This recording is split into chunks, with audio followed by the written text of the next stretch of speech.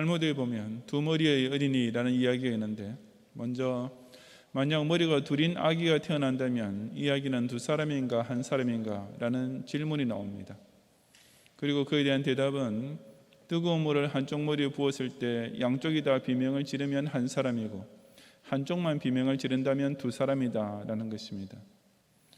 유태인은 이런 우화를 그저 자기네 자녀의 사고 능력을 기르는 수단으로만 삼는 것이 아니라 유태인의 똥조개를 키워주는 교훈으로 삼고자 이렇게 적용시킵니다.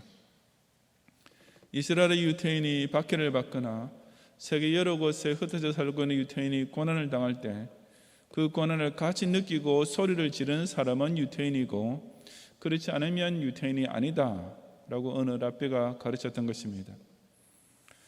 그들은 무려 2000년 동안이나 나라를 잃고 전 세계에 흩어진 방랑민족으로 살았지만 바로 그런 똥조개를 자자손손 대대로 지켜왔던 까닭에 끝내 그들의 조국을 다시 건설할 수 있었던 것이 아니겠습니까? 우리 한민족 역시 남다른 똥조개를 가지고 있습니다. 엄격히 따진다면 논란의 소지가 있지만 수많은 외세의 침략에도 불구하고 어쨌든 지금까지 반만 년 동안 단일 민족을 지켜내면서 살아왔으니 그것만 해도 그럴 수밖에 없는 이유가 될 것입니다. 하지만 해방 이후 남한에서는 자유민주주의의 대한민국이 세워지고 북한은 공산화된 이래 이 한민족은 과거 어느 때보다도 철저하게 둘로 나누어지고 서로의 교류가 단절된 가운데 70년의 세월이 흘렀습니다. 이런 형편에서 우리가 같은 한민족으로서 당연히 가져야 할 기본적인 동족에는 과연 어떤 것이 되어야 하겠습니까? 이제 가정의 달 5월의 마지막 주일을 맞이하여 저는 기독신자라면 반드시 명심하고 발휘해야 할 저 북한의 고력과 형제에 대한 동족애가 무엇인지를 함께 상고해 보고자 합니다. 첫째, 대한민국의 기독신자는 북한의 공산 독재자에게 압제당하고 있는 2천만의 고륙을 위하여 근심할 줄 알아야 합니다. 9장 1절부터 3절까지 함께 봉독하겠습니다. 내가 그리스도 안에서 참말을 하고 거짓말을 아니하노라. 나에게 큰 근심이 있는 것과 마음에 그치지 않는 고통이 있는 것을 내 양심이 성령 안에서 나와 더불어 증언하노니, 나의 형제 곧 고륙의 친척을 위하여 내 자신이 저주를 받아 그리스도에게서 끊어질지라도 원하는 바로라. 아멘. 사도 바울은 지금 자기가 고백하고자 하는 말이 참말이며 결코 거짓말이 아니라고 강조하면서 자기 마음에는 자기 동족으로 인한 큰 근심과 그치지 않는 고통이 있다고 했습니다. 여기에 형제나 고륙 그리고 친척은 자신의 근친을 가리키는 것이 아니라 이스라엘 민족 전체를 일컫는 표현입니다. 그런데도 그저 민족이란 말 대신 이런 표현을 쓰고 있는 것은 바울에게 있어서 이스라엘 민족이란 한 사람 한 사람 다 자기 친형제와 같고 다 가까운 친척처럼 여겨지는 정말 사랑하는 동족이기 때문이었습니다. 그리고 여기서 의미하는 이스라엘 민족이란 어떤 개인이나 특정 부류에 속한 자들을 가리키는 말이 아니라 어디까지나 이스라엘이라는 이름을 공유하고 있는 민족 전체를 가리키고 있음은 두말할 필요도 없습니다. 원래부터 민족이라는 말은 어느 개인 한 명을 가리키는 단어가 아니라 항상 집합적 의미에 썼습니다. 우리가 한민족이라고 말할 때는 당연히 대한민국에는 전 국민과 북한의 전 인민 그리고 해외에 나가 있다 하더라도 같은 혈통을 나누고 있는 모든 우리 민족을 통틀어 지칭하는 것입니다. 특히 북한에 대해서도 그것은 당연히 거기 사는 우리 민족의 절대다수인 북한 동포 2,500만 전체를 가리키는 말이 되어야지 그 어떤 경우에도 김정은 한 사람은 두고 쓸 수는 없는 말입니다. 그렇다면 북한에서 우리 민족의 절대다수인 인민은 과연 어떤 형편에 있습니까? 그 2,500만 명의 동포들은 우선 정치적으로는 사상 최악의 독재하에서 최악의 공포에 떨며 살고 있습니다. 인권이라는 단어를 사용할 수 없는 것은 두말할 것도 없고 심지어 행복이라는 단어가 있는지조차 알지 못하고 있으니 더 이상 무슨 설명이 필요하겠습니까? 지난 2월 영국의 경제 분석 기관인 EIU에서 세계 각국의 2020년 민주주의 지수를 발표했습니다. 총 167개국을 대상으로 한 이 평가에서 북한은 10점 만점에 1.08점을 맞아 167위 최하위를 기록했으며 특히 선거 과정과 다원주의, 시민 자유 두 개 부문에서는 0점을 맞았습니다. 사실 북한의 이 민주주의 지수가 처음 발표된 2006년 이후 올해까지 16년 연속 문자 그대로 타의 추종을 불허하는 부동의 꼴찌에 머물러 있는 것입니다.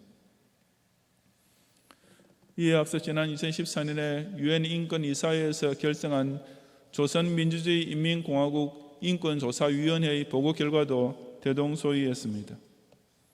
그 보고서의 내용이 워낙 방대해서 제대로 다 인용할 수 없지만 그냥 제목만 소개해드리자면 북한 정권이 사상 및 표현, 종교의 자유, 차별로부터의 자유, 이동 및 거주의 자유와 식량권 등을 포함한 인권을 조직적으로 침해하고 있다고 했습니다.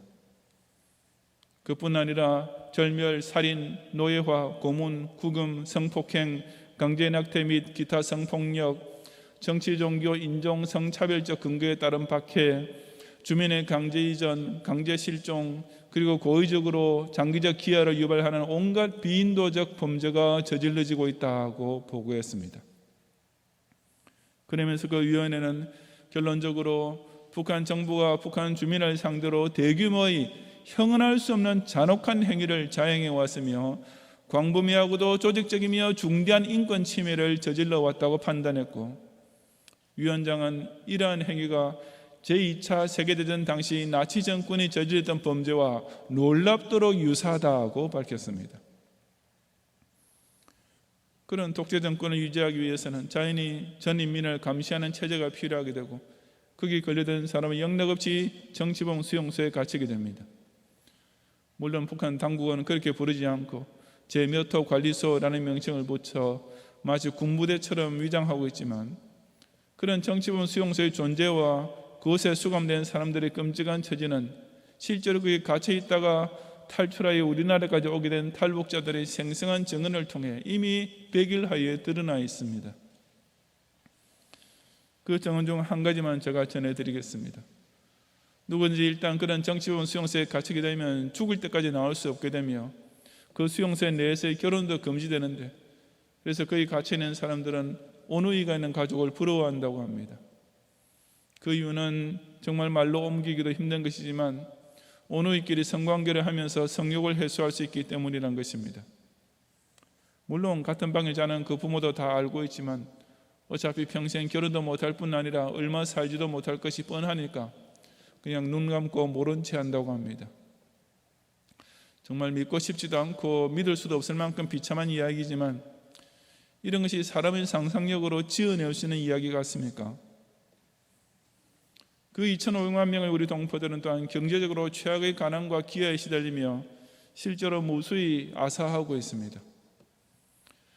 통계청이 발표한 자료에 따르면 지난해 북한의 국내 총생산은 우리나라의 54분의 1 수준이었고, 북한의 1인당 국민 총소득은 재작년보다 2만 원이 더 줄어든 141만 원으로서 대한민국의 3,744만 원에 비해 27분의 1이었습니다.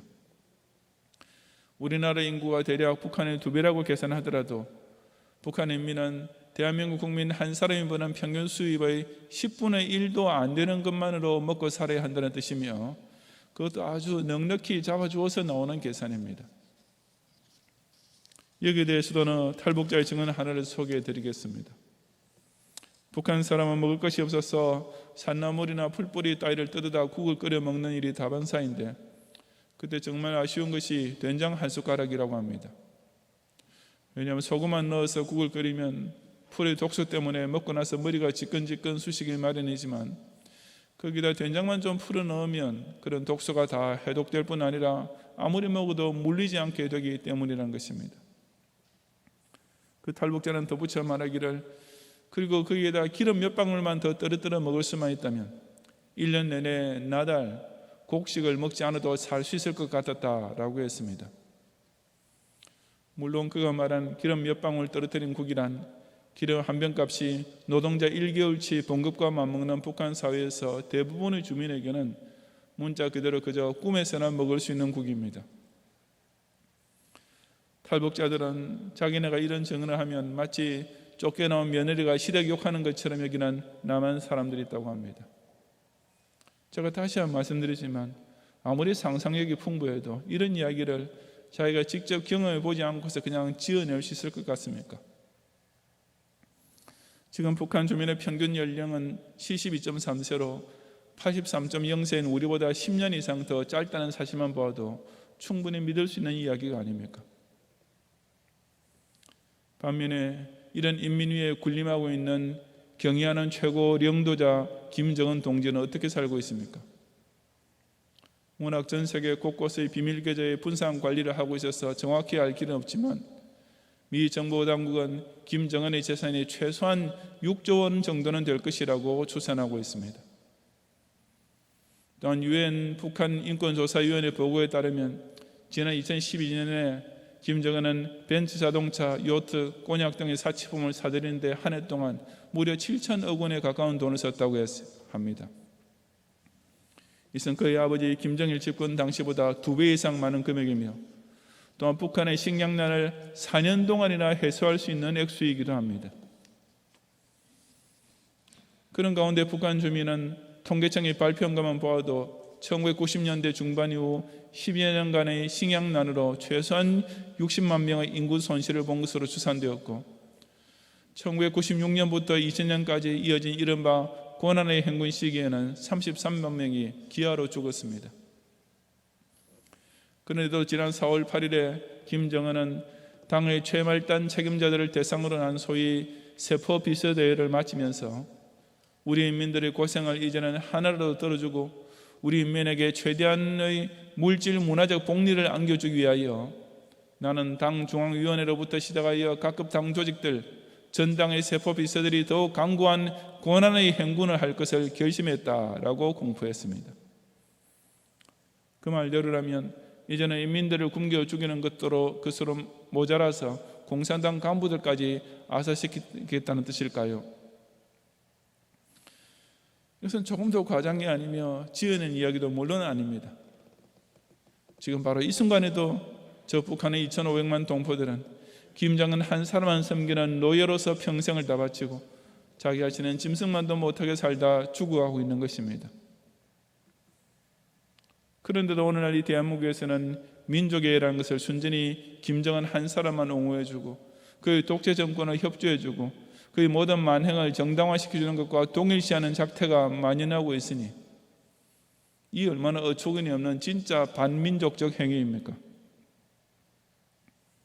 김정은과 무슨 민족 공조를 하겠다는 것은 결코 참된 민족의 발로가 아니라 어디까지나 개인 우상에 협조하며 독재의 만행에 동조하는 최악의 범죄 행위일 뿐이라는 사실을 똑똑히 깨달아야 합니다. 진정한 민족 사랑을 이런 극악무도한 독재자에게가 아니라 저 북한의 우리 고륙 2,500만 명을 기억하고 그들을 불쌍히 여기며 그들의 자유민주주의적인 해방을 위해 간절히 기도하는 일에 꼭 발휘하는 성도들이 되시기를 바랍니다. 둘째로 대한민국의 기독신자는 특히 박해당하고 있는 북한 지역의 형제들의 고통을 함께 느낄 줄 알아야 합니다. 10장 1절을 함께 봉독하겠습니다.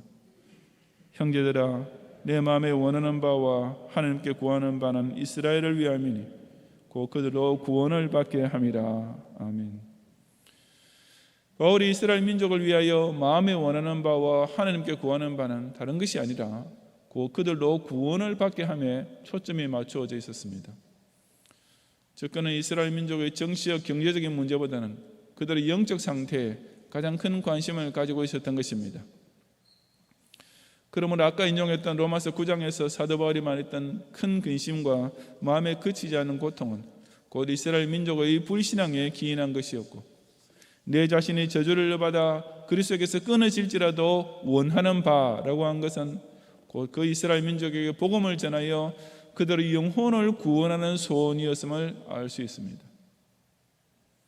이것이 사도 바울이 가지고 있던 동족애와 당시 대부분의 유대인이 공유하고 있던 동족애의 결정적인 차이점이었습니다. 바로 이것이 오늘 북한 동포를 생각하는 대한민국 기독신자가 꼭 느낄 줄 알아야 하는 영적 민족애입니다. 북한의 2,500만 인민이 당하고 있는 비극적 현실은 단지 정치적 압제와 경제적 극빈에만 그치는 것이 아니라 사상 최악의 종교적 탄압에까지 이르고 있습니다. 그 이유는 북한에서 인정되는 종교는 단 한 가지, 곧 김일성, 김정일, 김정은으로 이어지는 3대 부자의 우상화일 뿐이기 때문입니다. 제가 언젠가 북한 실태를 보여주는 어떤 다큐멘터리 특집을 보았는데 한 외국 기자가 김일성 동상의 사진을 찍으면서 각도를 잘 잡아보려고 땅바닥에 누워서 사진을 찍다가 북한 안내원으로부터 감히 수령님의 동상 앞에서 들어눕다니 불경하다라고 야단을 맞으면서 당장 추방시키겠다고 위협하는 장면을 보았습니다. 정말 문자 그대로 살아있는 사람은 신으로 섬기는 종교가 이 지구상에서 오직 북한에만 존재하고 있는 것입니다. 그런 독재자의 우상화에 가장 방해해야 되는 종교가 바로 기독교이며 그런 까닭에 가장 극심한 박해의 대상이기도 합니다. 영국 주재 북한 공사에다가 탈북한 태영호 씨는 한 언론 기관과의 인터뷰에서 북한이 가장 두려워하는 종교가 기독교라고 말한 적이 있습니다. 그는 김일성이 기독교 집안 출신이라 기독교 속성을 너무 잘 안다. 기독교를 그대로 두면 권력 세습을 이어갈 수 없다는 것을 알았던 것이다 라고 북한 독재 정권이 기독교를 탄압할 수밖에 없는 이유를 정확히 지적했습니다. 물론 북한은 공식적으로는 종교의 자유가 있다고 주장하지만 탈북자들의 증언이나 통일연구원의 발표만 봐도 결코 그렇지 않습니다. 국책연구기관인 통일연구원은 북한 인권백서 2020을 통해 2018년 평안북도 평성에서 성경을 소지했다는 이유로 2명이 공개 처형됐다고 밝혔는데 이는 탈북자 118명의 심층 면접을 위시하여 다양한 경로를 입수한 공식 문건 등을 토대로 작성된 것이었습니다. 이 백서는 2018년 황해도 길성포항에서도 기독교 전파를 이유로 여성 2명이 공개 재판을 받은 뒤 처형됐다고 전했습니다. 다만 최근 들어서 공개 사형 집행은 줄고 있지만 이것은 국제사회의 여론 때문에 비공개로 처형하는 경우가 많아졌기 때문일 것으로 짐작됩니다. 오픈도어즈라는 기독교 박해 감시 단체는 지난 2020년에 북한을 19년 연속 세계 최악의 기독교 박해 국가로 지목했습니다. 이전부터 그랬지만 김정은 역시 그 어떤 형태의 기독교 활동도 불법으로 규정하면서 기독교를 접촉한 주민들을 모조리 체포하는 명령을 내림으로써 예배와 교회 모임은 두말할 것도 없고 성경을 소지하기만 해도 수용소로 보내거나 사형에 처하고 있습니다. 이 단체의 미국 지부장인 데이비드 커리 씨는 김정은과 그의 선조 독재자를 신격화하는 북한에서는 다른 종교가 들었을 자리가 전혀 없으며 북한의 기독교인들은 외부에서 상상조차 할 수 없는 압제를 당하고 있다고 밝혔습니다. 단지 성경을 가지고 있거나 종교에 관해 이야기했다는 이유만으로 북한 주민 5만에서 7만 명이 정치부모로 몰려 강제노동 수용소나 교화소에 갇혀 있으며 이미 잘 알려진 15호 요독관리소에만 해도 6천여 명의 기독교인들이 수감되어 있다는 보고가 있습니다. 수많은 탈북자의 증언은 이런 보고가 결코 과장이나 거짓이 아님을 확인해 줍니다. 그 중에서 탈북자 김우영 씨는 말하기를 북한에서 기독교는 첫째로 꼽히는 공공의 적입니다. 나는 지난 98년 무산에서 3명의 기독교인들이 처형당하는 것을 보았습니다. 그 주민들은 그 처형 장면을 보도록 강요당했고 나는 그들이 중국으로 건너가서 기독교인이 된 사람들이고 곧 처형될 것이라는 발표를 들었습니다. 그들의 나이는 19살, 24살, 32살이었습니다. 그들은 장대에 묶여 총살당했습니다. 보통 3발을 쏘지만 그때는 6발씩 쏘았습니다. 왜냐하면 그들이 정권의 체제에 반하는 행동을 했기 때문입니다. 만약 어떤 이가 기독교인이라면 그 사람은 처형당하거나 정치형 수용소에 갇히거나 둘 중 하나입니다. 그리고 그들이 그곳으로 보내지면 심지어 그 가족들조차 그들이 어디에 있는지 알지 못합니다 라고 했습니다. 그 외의 탈북자 중에는 북한의 기독교인들이 십자가에 달린 채 화형을 당하거나 전기 롤러 밑에 산채로 던져서 으깨어지는 죽임을 당하기도 한다고 증언하면서 사람의 곁에서 그런 식으로 죽는 소리를 듣기만 해도 비명이 절로 터지고 정신이 돌아버리게 된다고 했습니다. 그런 비참한 순교까지 각오하고 있는 북한의 기독신자들이 가장 유감스럽게 여기는 대상이 누구인지를 아십니까? 바로 북한의 종교의 자유가 있다고 동조해주고 있는 대한민국의 목사들입니다. 2007년 1월에 당시 이재정 통일부 장관이 국회 청문회에서 북한의 종교의 자유가 있다고 생각하느냐 하는 질문에 대해 북한의 장로의 천주교가 있고 교회를 짓고 하는 것이 하나님의 역사를 이루는 것이라는 점에서 하나의 역사 발전이라고 생각한다는 어처구니 없는 대답을 했을 무렵이었습니다. 그 발언을 들은 조선일보 어느 기자가 북한에 있을 때 기독교를 믿는 바람에 아버지는 강제 수용소에 끌려가고 자기 언니와 함께 탈북하던 중 몽골 국경을 넘다가 언니는 체포되고 혼자 천신만고 끝에 우리나라까지 오게 된 23세의 가명 정은혜 씨와 인터뷰를 했습니다. 그 인터뷰의 마지막 문답은 이러했습니다. 한국에서 목사들이 남북 기독교인 교류를 한다고 북한에 가서 조선 그리스도교 연맹 관계자들과 함께 예배를 보고 오는 것을 어떻게 생각하느냐라고 기자가 물었습니다. 그 여성 탈북자는 씁쓸한 미소를 지으면서 대답하기를 웃기는 얘기죠. 저는 북한에 봉수교회와 칠골교회가 있다는 것을 중국에 가서야 처음으로 알았어요. 유명한 목사님들이 북한에 가서 김일성이나 김정일을 만나고 와서 마치 남북 화해를 위해 큰일을 하고 온 것처럼 얘기하는 것을 볼 때면 우습고 가슴이 아파요. 그들이 봉수교회에서 조그련 조선 그리스도 연맹이란 말입니다. 조그련 사람들이랑 형식적인 예배를 볼 때 숨어서 숨죽이고 예배를 보다가 잡혀가는 진정한 신자들을 잠시라도 생각했는지 묻고 싶어요 라고 했습니다. 여러분께서는 우리의 고력일 뿐 아니라 훨씬 더 나아가 예수 안에서 형제된 북한에 박해받는 기독교 지하교회 신자들을 잠시라도 생각하면서 그들을 위해 기도드리고 있습니까? 제가 미국에서 그레이스 신학교 다니고 있을 때 그 학교의 신학생들은 당시 소련의 공산 정권으로부터 탄압을 받아 시베리아 강제 노동 수용소에 갇혀 있던 약 40-50명의 기독 신자 사진과 이름이 인쇄된 포스터를 각각 자기 방에 붙여놓고 그 한 사람 한 사람을 위해서 기도했었습니다. 그 포스터의 제목은 Ambassadors in Bonds, 즉 쇠사슬의 메인 사신들로서 에베소서 6장 20절에 나오는 구절입니다. 그런데 놀랍게도 제가 신학교를 졸업한 지 몇 년이 채 못 돼서 하나님께서 그 초롱성 같은 소련 공산 정권을 붕괴시키고 바로 그 쇠사슬의 메인 사신들을 풀으시는 응답을 주실 줄은 정말이지 제가 그 포스터를 보며 동료 신학생들과 함께 기도를 당시에는 꿈에도 생각하지 못했었습니다. 하지만 여러분께서는 지금 바로 이 순간에도 여전히 쇠사슬에 매여 있는 우리의 형제자매들을 잠시라도 생각하면서 기도하고 계십니까? 제가 지금으로부터 정확하게 15년 전 6.25 기념주일 예배 시간에 여러분에게 소개해드렸던 성도, 우리가 다 알 길이 없는 수많은 북한 순교자 중에 대표로 딱 한 사람만이라도 꼭 기억을 하자면서 알려드렸던 그분 이름을 기억하십니까?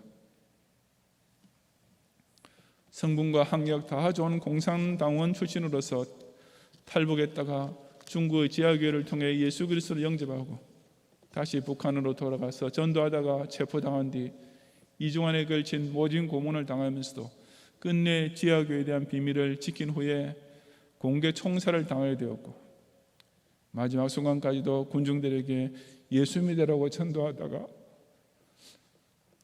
주여라는 한마디 말을 끝으로 남기면서 12발의 총탄을 맞고 2000년 2월 10일 12시 정각에 함경북도 무산시 장마당에서 순교의 피를 흘리고 죽었던 저 여러분의 진짜 친자매 말입니다.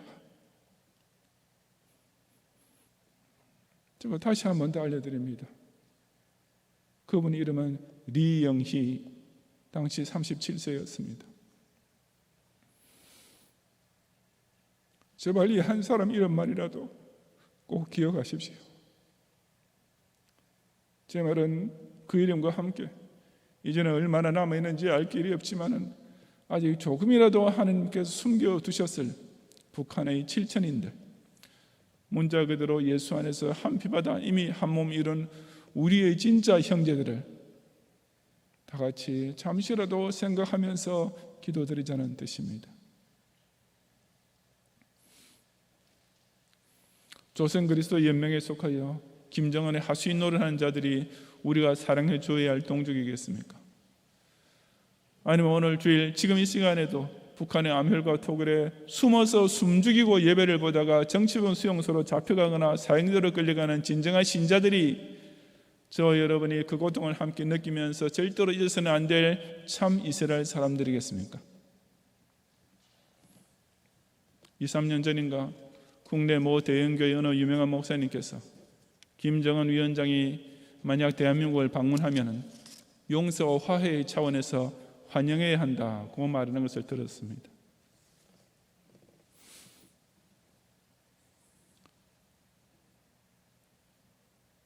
목사 입에서 용서와 화해라는 단어만 나오면 다 멋있나요? 김정은이 만약 그 말을 전해 들었더라면 내가 뭐 잘못한 게 있다고 나를 용서해 준다니 어떤 금방지 목사 새끼야 용서하십시오 라고 벌컥 화를 냈을 것입니다. 만약 북한의 지하교회 성도들이 그 말을 들었으면 바로 이 순간에도 우리를 이토록 박해하고 있는 사람과 저 혼자 멋대로 화해하겠다는 저 목사는 도대체 누구 편인가 라고 기막혀 하지 않겠습니까? 누구보다도 우리 민족을 사랑하는 기독신자답게 저 북한에서 신앙의 자유를 완전히 박탈당하고 있는 2,500만 동포에게 마음껏 구원의 복음을 전파할 수 있는 날이 속히 오기 위하여 기도하고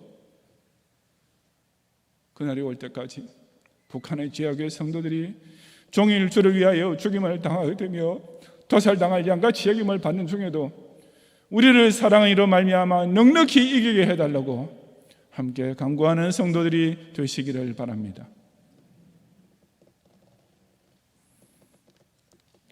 성도 여러분, 이스라엘을 향한 사도 바울의 민족에는 이런 큰 근심과 그치지 않는 고통으로 나타났습니다. 저와 여러분 역시 우리 한민족을 향한 사랑이 바로 이 북한에 압제당하는 동포들과 박해당하는 지역의 성도를 향해 반드시 발휘되어야 합니다. 언젠가는 진정한 남북 통일이 이루어지고 북한 동포들이 자유와 해방을 맞이할 날이 올 것입니다. 그날이 올 때 우리는 그들을 무슨 낯으로 대할 것입니까? 그들이 우리가 김일성, 김정일, 김정은으로 3대째 이어지는 독재하에서 짐승만도 못한 삶을 살고 있을 때 당신네 남조선 사람들은 우리를 위해 무엇을 했느냐라고 물어온다면 노력은커녕 기억조차 하지 않았던 자들은 도대체 무엇이라고 대답하겠습니까? 쌀하고 기름을 보내주었지 않았느냐라고 대답하시렵니까? 전부 다 군량미와 군수품으로 돌렸으니 북한 주민들은 우리는 그런 거 받은 적이 없다고 할 것입니다. 달러를 보내주었다라고 해보았자 독재자의 비자금 계좌에 직접 넣어주었고 핵폭탄 제조에나 사용됐던 것이지 인민에게는 단 한 푼이라도 돌아가지 못했을 것은 뻔한 사실입니다. 기껏 할 수 있는 말이라고는 우리가 남북 축구 시합 때 태극기조차 경기장 안에 갖고 들어가지 못하면서도 북한 응원단에게는 인공기를 마음대로 흔들면서 응원하게 해주었다는 정도이겠지만 그런 구차한 변명에 통할 리가 만무합니다.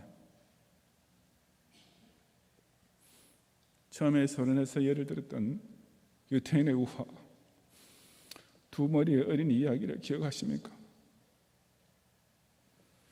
저 휴전선 건너편에 우리 고력과 형제들이 당하는 고통이 지금 자기 속에서도 느껴지고 있다면 그 사람은 분명히 같은 한민족입니다. 하지만 그 고통이 자기 양심과 인격에 전혀 감되지 않는다면 그 사람은 절대로 우리 민족이 아닙니다. 국제 엠네스티보다도 북한 인권에 대해 더 관심이 없는 사람, 왜 햇볕은 평양만 내리자는가라고 의아해했던 독일 의사 노베르트 플루첸만큼도 북한 인민의 비참한 삶에 대해 불쌍히 여길 줄 모르는 사람이라면 결코 같은 한민족이 아닐 것입니다.